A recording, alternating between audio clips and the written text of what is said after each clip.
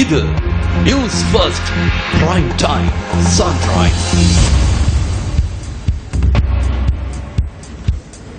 வணக்கம். நீங்கள் இணைந்திருப்பது இலங்கையின் முதற்தர செய்தி வழங்குனர் நியூஸ் ஃபர்ஸ்டின் காலை நேர பிரதான செய்திகளுடன்.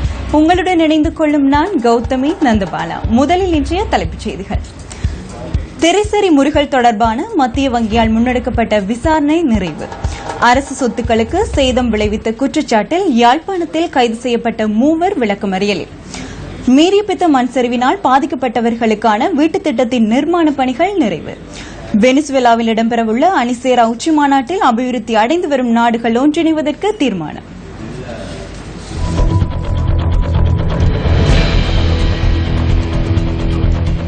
இனி விரிவான செய்திகள். அரசு சொத்துக்களுக்கு சேதம் விளைவித்த குற்றச்சாட்டில் யாழ்ப்பாணத்தில் கைது செய்யப்பட்ட 3 சந்தேக நபர்களும் விளக்கமறியலில் வைக்கப்பட்டுள்ளனர். சந்தேக நபர்கள் யாழ் நீதவான் நீதிமன்றத்தில் நேற்று ஆஜர்படுத்தியதை அடுத்து எதிர்வரும் 19ஆம் தேதி வரை அவர்களை விளக்கமறியலில் வைக்குமாறு உத்தரவு பிறப்பிக்கப்பட்டுள்ளது. யாழ் நீதவான் எஸ். சதீஷ் தரன் முன்னிலையில் சந்தேக நபர்களை ஆஜர்படுத்தியதை அடுத்து இந்த உத்தரவு பிறப்பிக்கப்பட்டுள்ளது. புங்குடுதீவு மாணவி சிவலோகநாதன் வித்யா கூட்டு வன்புணர்விற்கு உட்படுத்தி கொலை செய்யப்பட்டமைக்கு நீதி கோரி முன்னெடுக்கப்பட்ட ஆர்ப்பாட்டத்தின் போது நீதிமன்ற கட்டடத்திற்கு சேதம் விளைவித்ததுடன் சிறைச்சாலைகள், பஸ் மற்றும் வாகனங்களுக்கு சேதம் ஏற்படுத்தப்பட்டதாக போலீசார் குறிப்பிட்டனர். இந்த சம்பவம் தொடர்பில் 100க்கும் மேற்பட்டவர்கள் கைது செய்யப்பட்டு கட்டம் கட்டமாக பிணை வழங்கப்பட்டிருந்தது. இதனையடுத்து சம்பவம் தொடர்பில் நேற்று முன்தினம் யாழ் நீதவான் நீதிமன்றத்தில் இடம்பெற்ற வழக்கு விசாரணையின் பின்னர் மன்றில் ஆஜராகிய சந்தேக நபர்களில் 3 பேர் கைது செய்யப்பட்டனர். கொழும்பு குற்றத்தடுப்பு பிரிவினரால் சந்தேக நபர்கள் கைது செய்யப்பட்டமை குறிப்பிடத்தக்கது. திரைசேரி முறிகள் தொடர்பில் மத்திய வங்கியின் அதிகாரிகளால் முன்னெடுக்கப்பட்ட விசாரணை நிறைவு செய்யப்பட்டுள்ளதாக கோப் குழு தெரிவித்துள்ளது. மத்திய வங்கியின் அதிகாரிகள் மீண்டும் கோப் குழு முன்னிலையில் அழைக்கப்பட மாட்டார்கள் என அந்த குழுவின் தலைவர் பாராளுமன்றத்தில் உறுப்பினர் சுனில் ஹந்தியநத்திய குறிப்பிட்டுள்ளார். திரைசரி முறிகள் தொடர்பில் எதிர்வரும் 23ஆம் தேதி கோப் குழு கூடி கலந்துரையாட உள்ளதாகவும் சுனில் ஹந்துன்னித்தி கூறியுள்ளார். சம்பவம் தொடர்பில் அறிக்கை தயார் செய்யப்படுவதாகவும் விரைவில் அந்த அறிக்கை பாராளுமன்றத்தில் சமர்ப்பிக்கப்படும் எனவும் கோப் குழுவின் தலைவர் சுட்டிக்காட்டியுள்ளார். பதுளை ஹில்முலை மீரியபத்த மண் சரிவினால் பாதிக்கப்பட்டவர்களுக்கான வீட்டுத் திட்டத்தின் நிர்மாண பணிகள் நிறைவு செய்யப்பட்டுள்ளதாக மாவட்ட செயலாளர் நிமால் அபேஸ்ரீ தெரிவித்துள்ளார். எவருக்கும் பாதிப்பு ஏற்படாத வகையில் எந்தவொரு பகுதியும் மாற்றத்திற்குட்படாது எனவும் அவர் தெரிவித்தார். வைத்தியர்களுக்கு தவறான தகவல்கள் வழங்கி பாடசாலைக்கு மாணவர்களை இணைத்துக் கொள்ளும் நடவடிக்கைகள் குறித்து தகவல் கிடைத்துள்ளதாக கல்வி அமைச்சர் தெரிவித்துள்ளார். ஹம்பாந்தோட்டை போலீசாரால் கைது செய்யப்பட்டதன் பின்னர் காணாமல் போன இளைஞன் தொடர்பில் தேசிய போலீஸ் ஆணைக்குழுவில் இன்று கலந்துரையாடல் ஒன்று இடம்பெறவுள்ளது.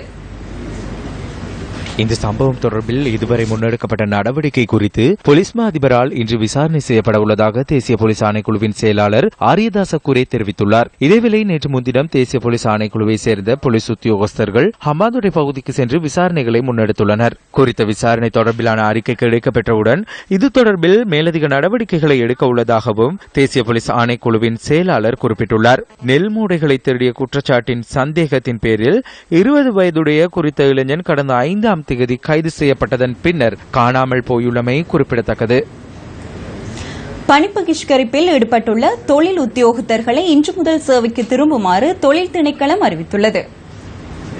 அரசு சேவை தொழில் உத்தியோகத்தர்கள் சங்கத்தினால் முன்னெடுக்கப்பட்டுள்ள தொடர்ச்சியான பணி பகிஷ்கரிப்பு காரணமாக உழைக்கும் மக்களின் உரிமைகள் மீறப்பட்டுள்ளதாக தொழில் ஆணையாளர் நாயகத்தின் கையொப்பத்துடன் விடுக்கப்பட்டுள்ள அறிக்கையில் குறிப்பிடப்பட்டுள்ளது. இது தொடர்பில் கவனம் செலுத்துவதுடன் தற்போது ஏற்பட்டுள்ள நிலைமையை தவிர்க்கும் நோக்கிலும் அனைத்து சாதகமான இணக்கப்பாடுகளையும் மீறும் வகையில் தொடர்ந்து பணி பகிஷ்கரிப்பில் ஈடுபடுவது நியாயமற்றதாகும் என்பதாலும் இன்று முதல் சேவைக்கு சமூகம் அளிக்குமாறு தொழில் உத்தியோகத்தர்களுக்கு அறிவிக்கப்பட்டுள்ளது.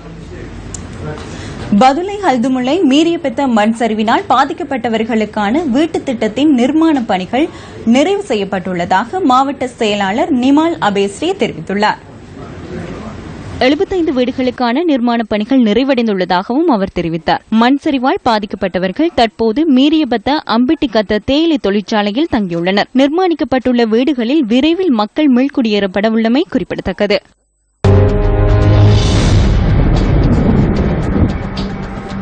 இன்றைய வானிலை தொடர்பிலான தகவல்களுடன் இணைந்து கொள்கிறார் வானிலை அதிகாரி முகமது சாலிஹி.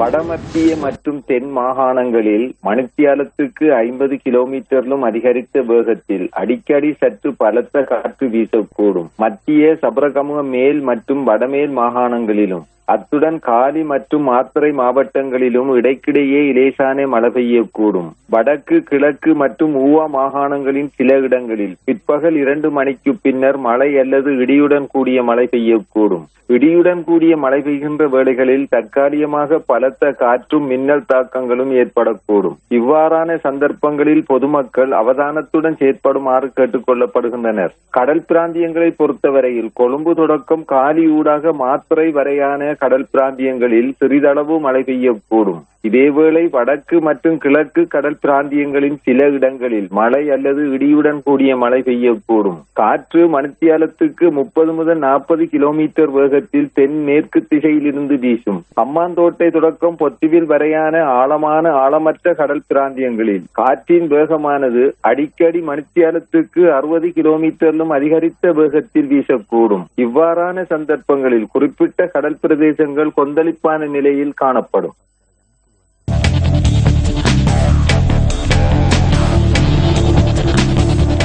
தொடர்வது விளையாட்டுச் செய்தி. சேவ் தி ஸ்போர்ட்ஸ் மாதாந்த விளையாட்டு தொடர்பிலான கலந்துரையாடல் தேசிய நூலகத்தில் நேற்று நடைபெற்றது.